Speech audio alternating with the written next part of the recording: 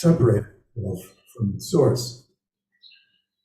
From that one's point of view, happiness seems to be an experience that comes and goes.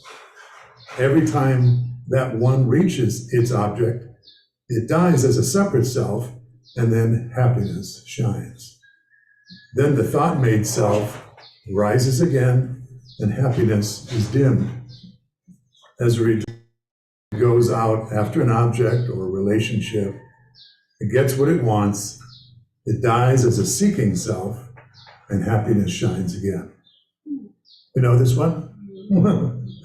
Thought attributes to happiness to the object. The separate self is recreated, happiness is dimmed, and this process goes on ad infinitum. That is why for the separate self, happiness is a state that comes and goes. It's not. Actually, the sun is always shining. It's the earth that is sometimes turned towards it and rotates and turns away from it. So unhappiness is that part of the earth that is turned away from the sun, which in our metaphor is the arising of the separate self. That part of ourselves which ignores or veils or forgets our true nature. So what is for awareness continuous happiness or other event present or ever-present happiness is experienced by the separate self as a state that comes and goes. Yes. So I love that metaphor because just like we know that the sun is always shining, it depends on where we are on the earth, right? As to whether we are experiencing the sun or not. And we can believe that if we are ignorant of how the earth turns and rotates and brings us in and out of the light of the sun, we might think that the sun has gone out. And so this is a beautiful way of us understanding when we don't feel this sense of well-being, this happiness, this peace that Jesus said passes human understanding, it's because we have our backs turned to our source, which is the light, the love of God. So when we recognize that what's going on right now is, and what is going on right now, Chris? I see this activity over here, but I'm not sure if there's something that I need to be concerned about, or should I just keep talking? Yes. Just carry on, okay. So we know the sun is still shining, even though there may be a glitch in the system here. I think that's really important because I think for so many people and in many religions, there's this belief, and it's perhaps a shadow belief that oftentimes comes into our expression. And that belief is that God has left the building, right? That somehow we're having a godless experience. When we're not experiencing happiness and peace and love and joy, the feeling can be that somehow we become separate from God. But if we believe that we are made in the image and likeness of God and we are God's own expression, we know that's an impossibility, right?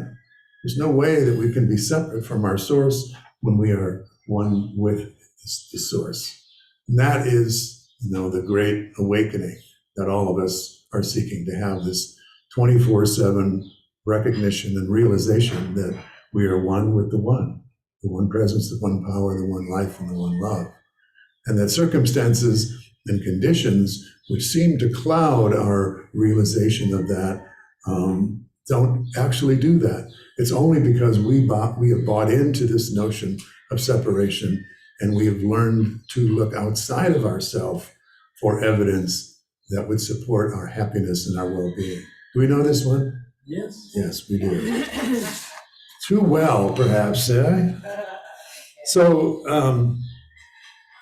did anyone have heard of Ken Wilber? Many of you, very good. And Ken is a wonderful contemporary philosopher. I don't understand everything that he says, admittedly. He's quite intellectual. But I do understand this. He wrote a piece quite a few years ago called Translational versus Transformational. And he was talking about religion. And he said there's two approaches to religion, translational and transformational. And translational would be probably what most organized religions today are. They're translational. And translational means that they're intended to improve or translate a moment in your life from a difficulty or a hardship to an opportunity. This could even be considered positive psychology, where you still look at the events of your life and then you look for a positive way of interpreting them. Or creating a more favorable experience, like creating your reality, right? We know all about this, The Secret and so forth. Or creating a more enhanced, confident, empowered, and authentic self-system, yeah? It says translational is ego-friendly. In other words, it supports the existence of the ego. The ego can carry on under a translational system. Now, transformational, which I imagine most of you are familiar with, but are probably still working on, as I am, is to seek us to a point and point us to a new reality, only accessible within the context of a new identity. In other words, who am I in the midst of this situation? And it's shifting the identity from believing that we are a separate self to believing that we are pure spirit, is what makes the shift for us. And that kind of perspective wreaks havoc with the ego, right? Because there's no room in a system that says that we are one with the one and one with all of life and one with consciousness. There's no room in that for an ego, because what is an ego? Edge God out. Separate? A what? Edging God out. Edging God out. Yeah, and it's a notion of being separate, right? So there's no room in that. So one way you can look at this is, let's say you have a bad dream, and we've all had those. And so the translational teachings would be techniques and practices to help you reframe your bad dream into a not so bad dream or a good dream, right? And of course, we can see this in life. Whereas transformational teachings are techniques and practices that help you what? Become embrace. You go to sleep and then you wake up. So transformational teachings help us wake up from the dream of separation. And that puts an end to the ego. Instead of sort of coddling the ego and its incessant need for life to be a certain way in order for us to be okay, the transformational approach, which of course miracles is, and many other, especially the Eastern traditions, really look to say, who are you really? Because knowing who you truly are is what is going to bring you everlasting happiness and peace. You can have temporary reprieves from your suffering by going after objects and relationships and substances. And we've all done that. But as it said in that first example, what happens when we do that is we have this, we get what we want, so to speak. And then this sense of yearning and not enough and the lack that we feel until we have that object or that relationship, it goes down, it subsides in the presence of receiving this thing, this object, this person, whatever that we think we need to have in order to be fulfilled. And so the ego kind of like gets in the back seat. It's not squawking anymore, right? But because it got its relief from that situation, which was temporary, yeah? So it's just a matter of time before the ego rises again. It's like in Star Wars, the Empire strikes back, the ego strikes back and says, okay, yeah, but I got the relationship, but I don't have enough money. If I had more money, then I would really be happy. And we get more money, and so temporarily the ego gets in the back seat again, and we're just driving down the road, life is good. And then we realize that, oh, wait a minute now, my career, I could have a better job, I could have a promotion, then I'll get respected. I'm going to take it. I'm going to get another job. So you get another job, and then the ego gets in the back seat again, and you're driving on the road. So you know this journey, yes? Yes. It works, but the problem is it's like a Band-Aid, right? Because the source of our unhappiness, it's not what's happening outside of ourselves. What is it? Yeah, it's on the inside. It's who we take ourselves to be, right? It's like, as an ego, you're floating on the surface of the ocean, and whatever waves come along, or wind, or whatever, we are tossed this way and tossed about. And what we're wanting is to take a deep dive into that sea of consciousness. And at the bottom of the ocean, regardless of what's happening up on the surface, there's a quiet stillness, yes? There's a peace that Jesus said passes all human understanding. And it is in that place that we no longer have to manipulate life in order for our happiness and our peace to be experienced. And that is what is called what? Transformation, enlightenment, knowing your true nature, liberty, freedom, peace. Yeah, it's what we want. It's what we are seeking all the time.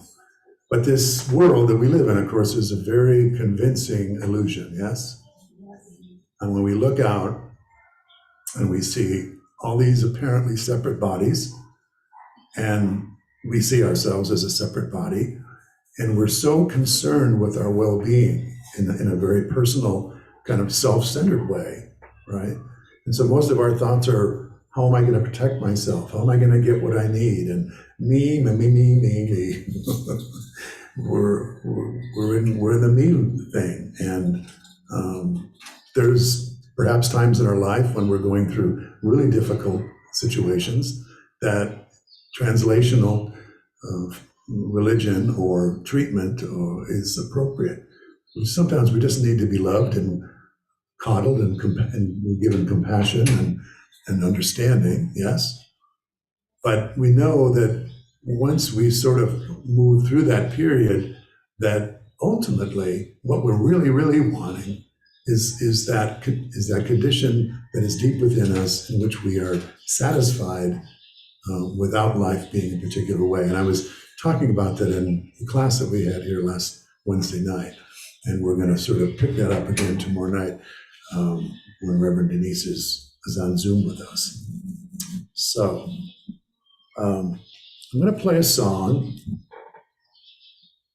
Did I hit record? I did. You did? Okay. So now I have to turn off the recorder to play this little YouTube clip. And that's right here. I think it's right here. No. Started, folks. Wait. You're not just watching a performance. What a segue, huh?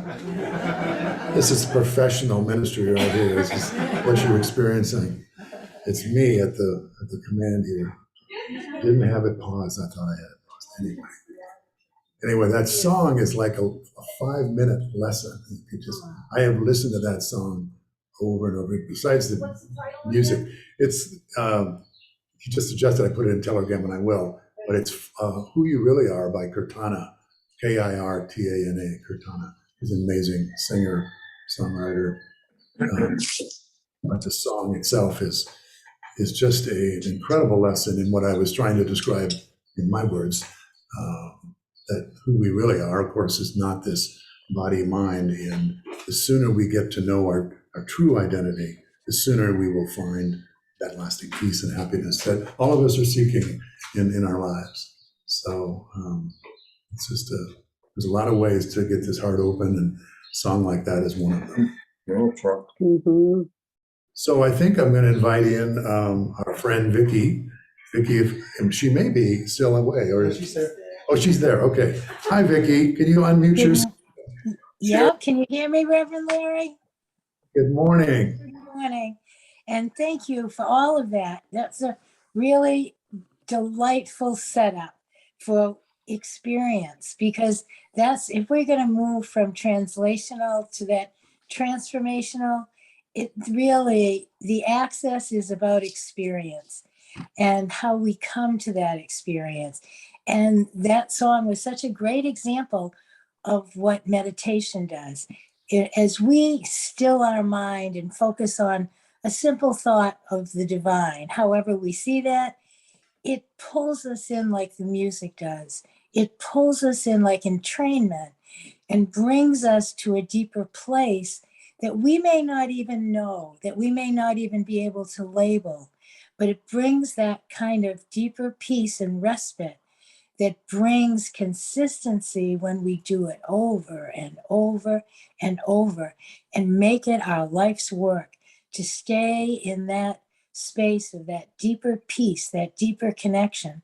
And that deeper experience can come in many ways, not always so soothing, not always so such a sweet entrance. It may come through crisis. It may come through a 5 alarm situation of any kind. It may come in a surprise moment. You know, it comes in a near-death experience. It comes in moments of revelation, in moments of aha, when we smell a rose. It can come anywhere if we're receptive, if we're open, if we are inclined. And that's hopefully the lives that we live. A transformational life that we are in is a life that's inclined to the invisible, to spirit, to divine, that is looking for the clues everywhere. And of course, the greatest clue, and we talk about this all the time, is love. When we look for love everywhere, when we look to give it, to spread it, to open to it, we open up to that sense of peace, that natural reservoir that is within us.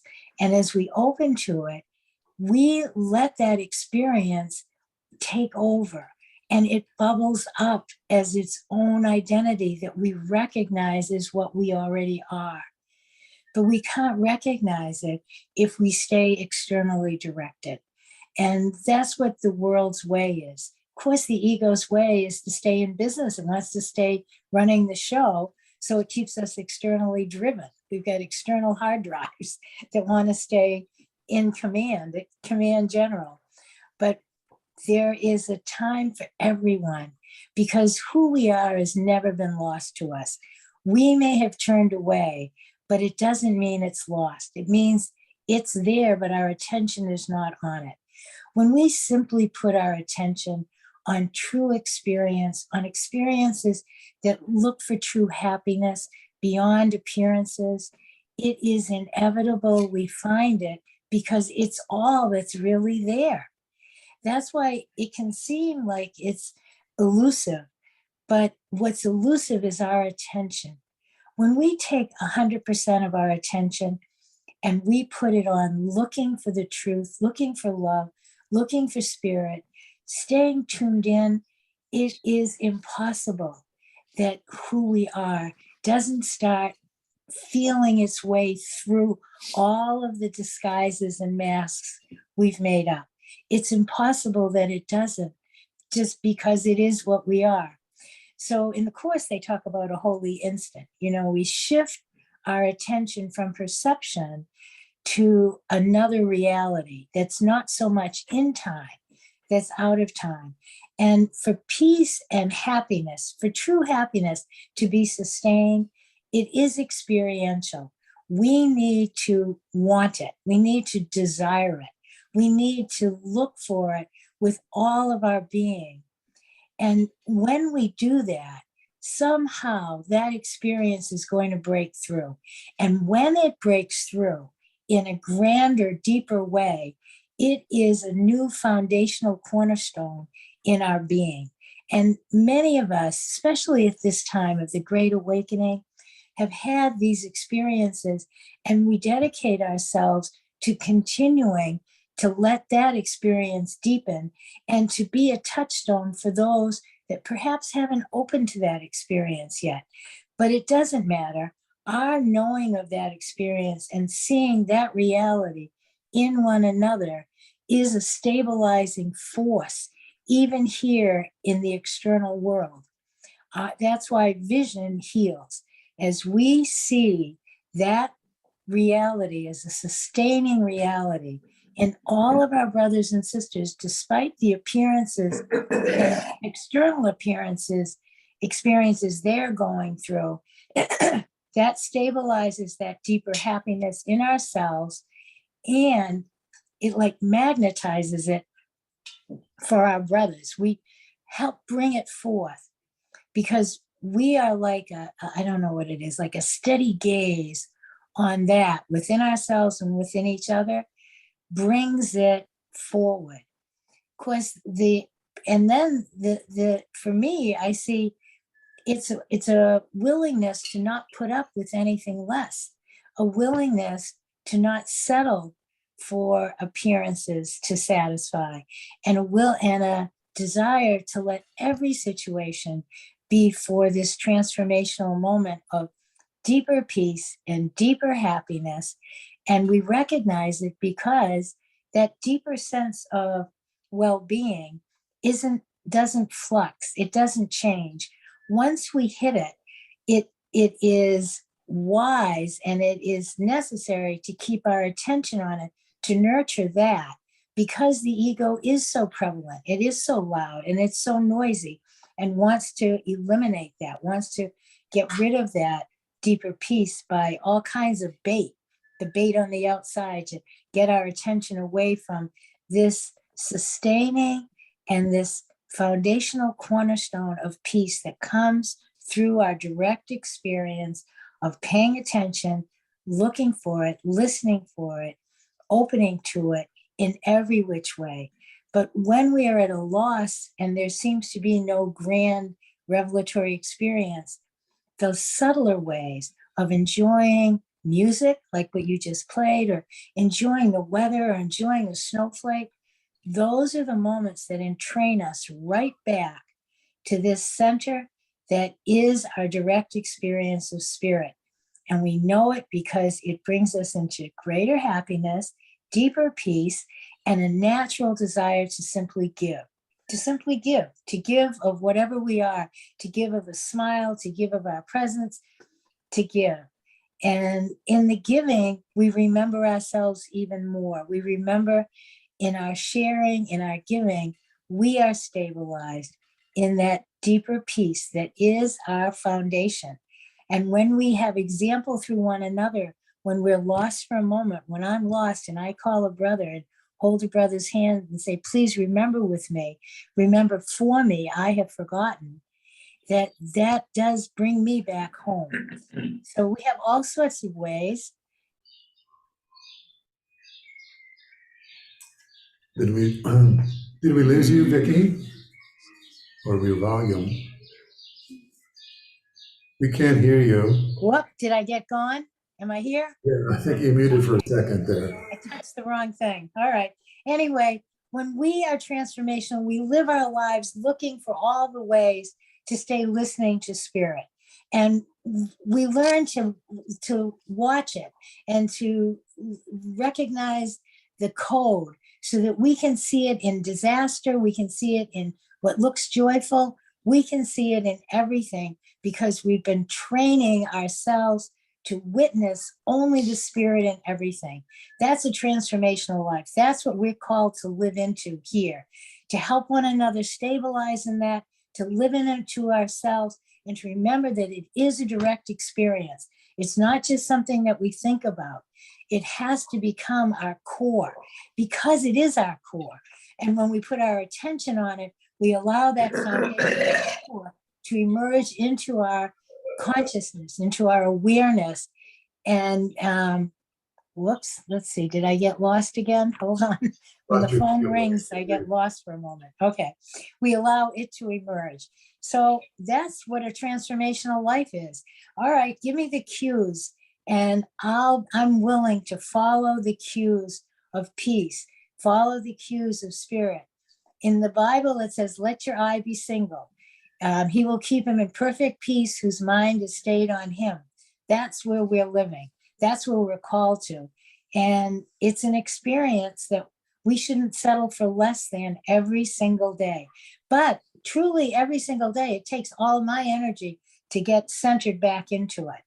That foundational happiness is always there, despite the external appearances, after probably this lifetime of paying attention to that.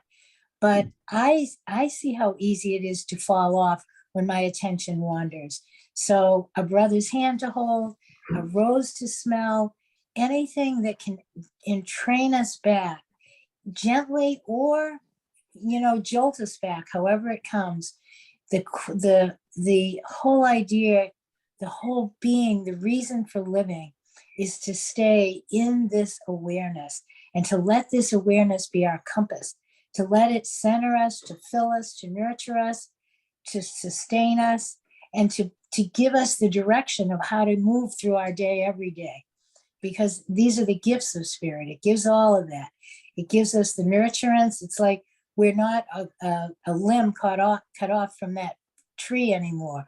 We are sustained because we are a part of that tree. We're a branch on that sustaining tree of spirit. And we listen to it, we look for it, and we give of it. So thank you, Reverend Larry. Thanks for opening it up. And Always wonderful examples and metaphors and illustrations for us to find our way. And really, that's really what all the teachings are effective if we can find a way to follow the breadcrumbs that they're leading us. There's many paths, we believe that. Course in Miracles, of course, is one, but there are many more, and people are waking up more and more these days, because I think we've evolved in consciousness where we really know the answer is not outside of ourselves.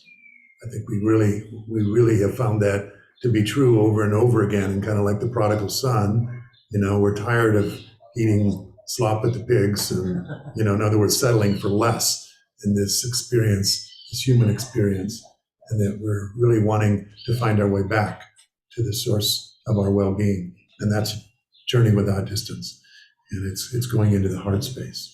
So that's all we have for you today. But do we have any questions from the Peanut Gallery online or here? From the Namaste community, any questions?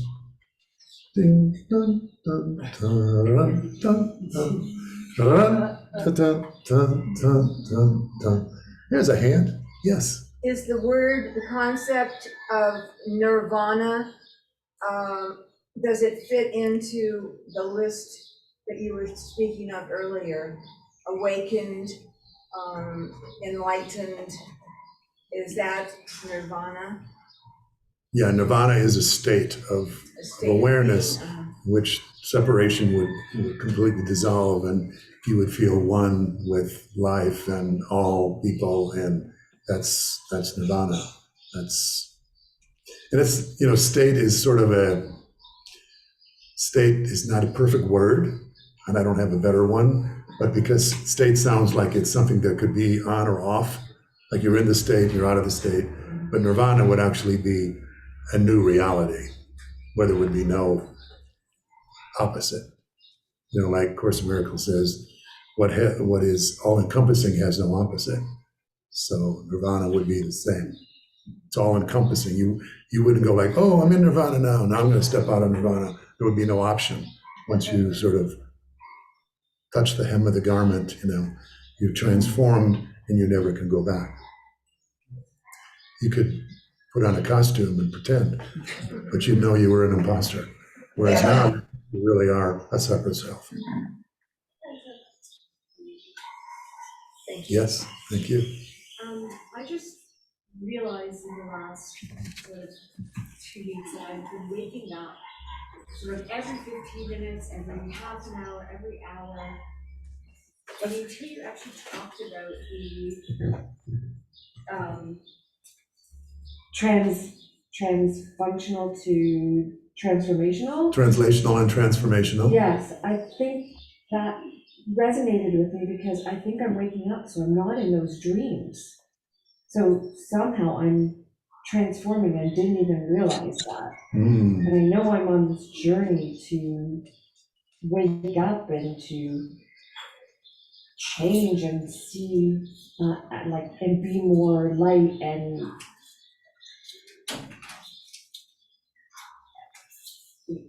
I'm just wondering how I can do that transformation without waking up constantly. Yeah, You know? yeah. Well, I don't know what, Spirit is up to in your particular life experience, but I would pay attention to that because it is the perfect metaphor. Waking up is obviously you're talking about physically waking up out of a sleep state, but in a way it's a disruption in the way that in our normal pattern that is going to take us to this realization. And it is going to be life as usual. And often people who are on the brink of spiritual awakening will have some very strange experiences. And, you hear about them and, Paul in the Bible, the flash of light and all these various things. And so those could be precursors to something that's actually real in terms of your spiritual awakening. Getting you to pay attention, because I think, like Vicki was saying, we have to be vigilant because it's so easy to go to sleep, so easy to get sucked back into the ego's notion of, we got to protect ourselves, and it's all about us, and we live to prove this separation is real, because if not, the ego's threat of death, right, or dissolution. So when things begin to challenge that, it may be that you're sort of ready to make this transition. And so I would pay attention to it and sort of ask, what is this for? What am I supposed to be awake for? Just to be awake doesn't seem to be enough. Once you go to the bathroom once or twice in the middle of the night, it's like, okay, there's no other purpose for me to be awake. So if there's some sort of a download, bring it on. I'm ready to listen. Yeah. Anyone in Zoom land have a question? I don't see any hands up. Okay, no hands up. So we can go to our closing, huh? Yeah. That's the one that was, yeah. Should come up. Good. Okay, so this is our closing prayer. You stand if you wish. Have them read themselves. Are they muted? They're ready to go. We're ready. Okay, let's together. The light of God surrounds us. I am the light of God. The love of God enfolds us. I am the love of God. The power of God protects us. I am the power of God. The presence of God watches over us. I am the presence of God. Wherever we are, God is, and all is well. Amen, amen, amen. Punto. Thank you, everybody. Any announcements? Thank you. I love you all. Hold on a sec, hold on a sec. Yeah, just Bye for now.